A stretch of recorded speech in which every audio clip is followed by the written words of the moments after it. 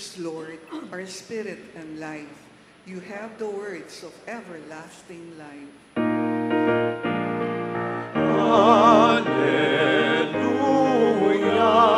hallelujah, hallelujah.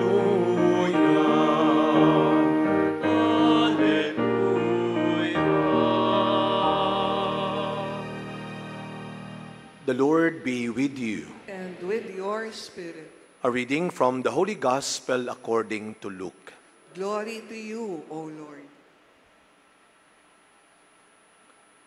Jesus said to the crowds, "To what shall I compare the people of this generation? What are they like? They are like children who sit in the marketplace and call to one another. We played the flute for you, but you did not dance. We sang a dirge, but you did not weep. For John the Baptist came neither eating food nor drinking wine, and you said, 'He is possessed by a demon.' The Son of Man came eating and drinking, and you said, 'Look, he is a glutton and a drunkard, a friend of tax collectors and sinners.' But wisdom is vindicated by all her children."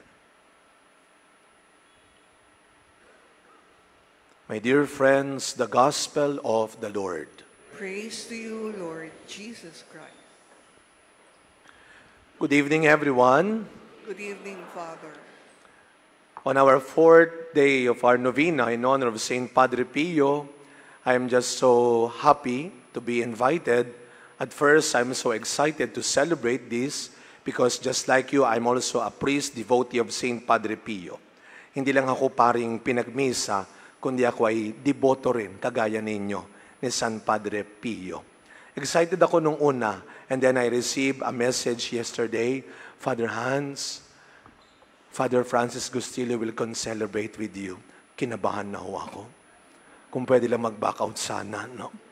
Because of course, he is a well-known professor. Mamaya ho, merong Bible study with him. Sabi ko, kinabahan talaga ako. Tinanong ko pa siya kanina, "Father, di ba nagtuturo ka ng scriptures?" "Hindi." Naku, namali pa ako. Dogma ang tinuturo ko. And we give honor also to all the catechists and the teachers as we remember them this month until October, no? World Teachers Day, our catechists. These people, like Father Francis, are God's gift to us to guide us and to teach us how to make a good and right decision. Tinanong nila, "Naging estudyante mo ba si Father Hans?" Sabi niya, "Mukhang hindi. Kasi ang mga estudyante ko bumagsak." Sabi niya, "Anong year ka?" "Father, hindi kita naging estudyante. Kaya nga po ako naging pare eh." You know, Jesus came into the world not only to allow us to make our choices, but He came to guide us in making choices. Saint Padre Pio once said, "Remember that one does not win the battle without prayer. The choice is yours." Never ever make a decision without praying and consulting God. Never ever make a decision without not just thinking well, but praying much before you make a decision. Sa nangyayari sa paligid ho natin ngayon, you don't need to just be vigilant and awake. But with the things that are happening now around us, we need to pray more. Do not just be vigilant and awake. You have to be wise. You have to be prayerful. Sapagkat maraming ipinapakita ang mga nangyayari sa paligid natin ngayon na kailangan mong pagdesisyonan.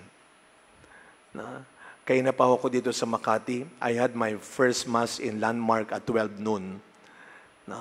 Kahit ako po ay naka-assign ngayon sa Assumption, sa Malate, para mas mabilis maintindihan, katapat ng Manila Zoo.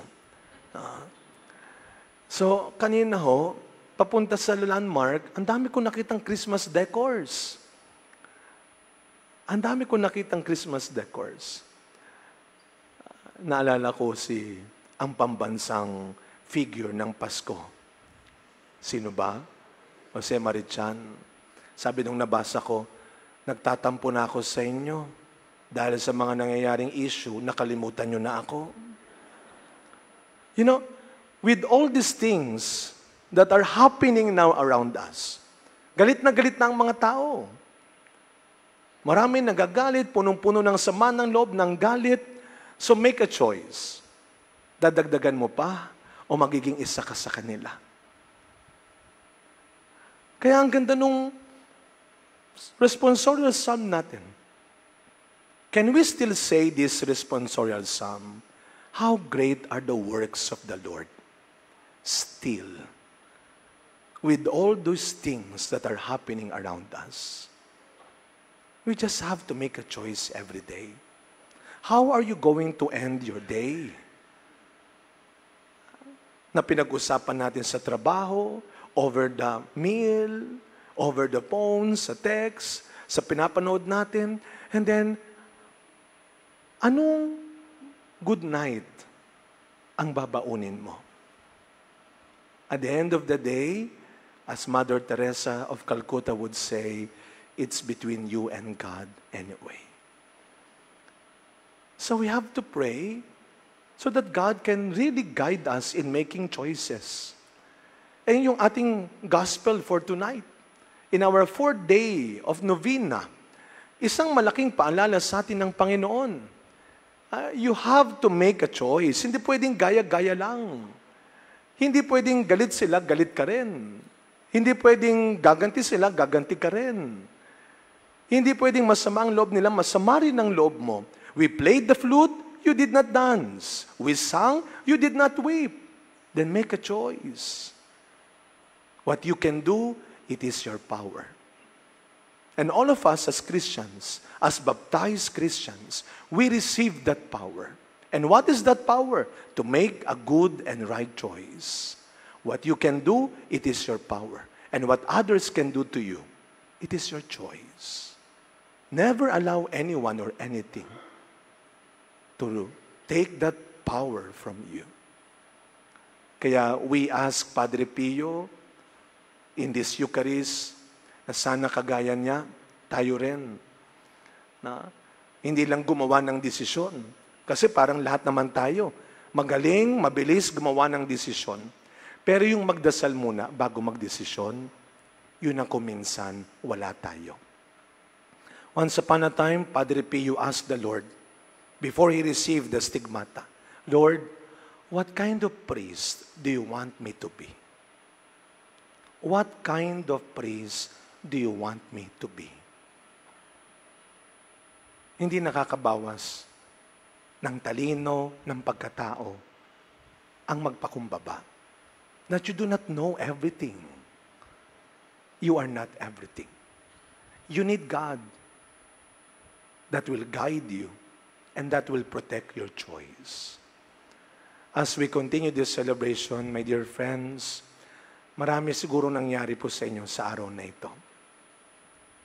Lagi nating tatandaan, sa huli, ikaw at ang Diyos ang magtutuos, ang maghaharap. Every day, God is giving you not only the chance to live, but the choice, not only to live, but to believe that every day, you can still do something good, and you can give something good. Again, remember, as Padre Pio said, one does not win the battle without prayer. We pray for our country, we pray for our families, and we pray for the world, that everyone, each one of us, can make a choice guided by God. Amen.